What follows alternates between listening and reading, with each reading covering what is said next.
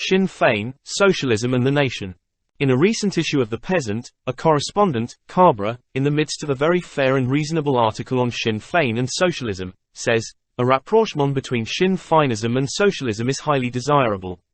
To this I desire to say a fervent, Amen, and to follow up in my prayer with a suggestion which may help in realizing such a desirable consummation.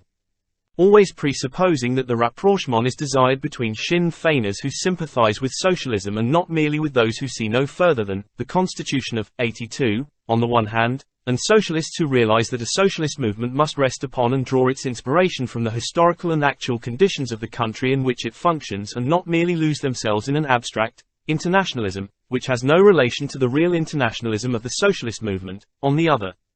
But, first, it would be as well to state some of the difficulties in the way in order that we may shape our course in order to avoid them. Sinn Fein has two sides, its economic teaching and its philosophy of self-reliance.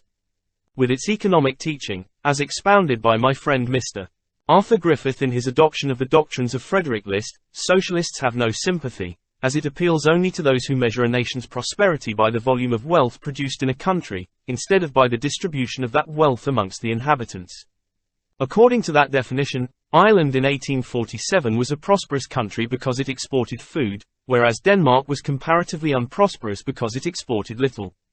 But with that part of Sinn Fein which teaches that Ireland must rely upon itself, respect her own traditions, know her own history, preserve her own language and literature without prejudice to, or denial of, the worth in the language or literature of other people, stand erect in her own worth and claim to be appraised for her own intrinsic value, and not as part of the wheels and cogs of the imperial system of another people. With that side of Sinn Fein socialists may sympathize, and, indeed, as a cold matter of fact, those doctrines were preached in Dublin by the Irish Socialist Republican Party from 1896 onward, before the Sinn Fein movement was founded. The first side of Sinn Fein necessarily excludes the socialists, the second does not.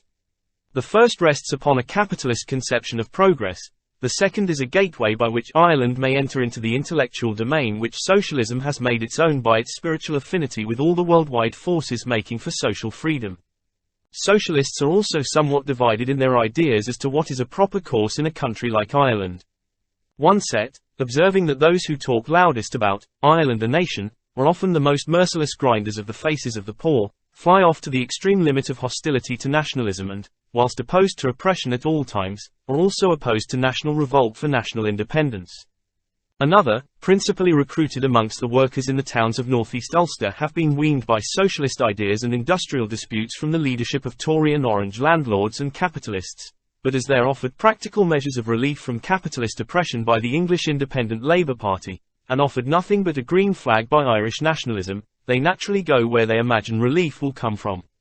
Thus their social discontent is lost to the Irish cause. These men see that the workers shot down last winter in Belfast were not shot down in the interests of the Legislative Union, they were shot down in the interests of Irish capitalists.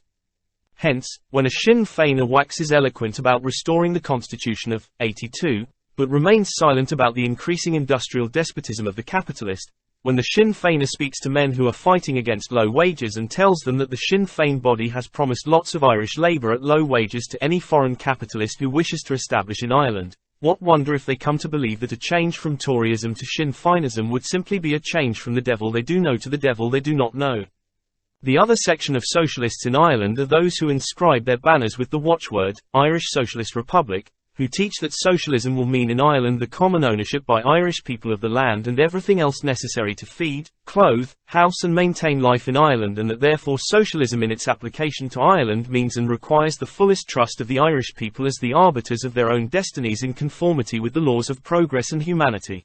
This section of socialists was so Irish that they organised and led the great anti-Jubilee procession of 1897 in Dublin, which completely destroyed all the carefully prepared British preparations to represent Irish as loyal. And yet their position was so correct from their standpoint that at the International Congress of 1900 at Paris, they were granted, in the name of Ireland, separate representation from England and treated and acted as a separate nation. Now the problem is to find a basis of union on which all these sections who owe allegiance to one or other conception socialism may unite. My position is that this union, or rapprochement, cannot be arrived at by discussing our differences.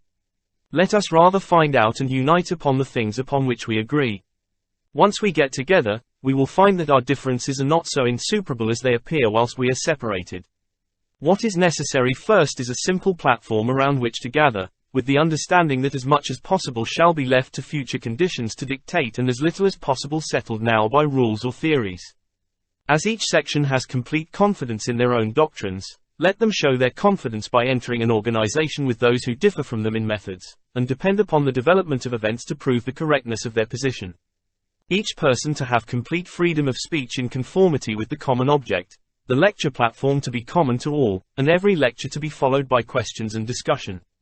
With mutual toleration on both sides, the Protestant worker may learn that the cooperation of the Catholic who works, suffers, votes and fights alongside him is more immediately vital to his cause and victory day by day than the cooperation of workers on the other side of the Channel, and that socialists outside of Ireland are all in favour of that national independence which he rejects for the sake of a few worthless votes.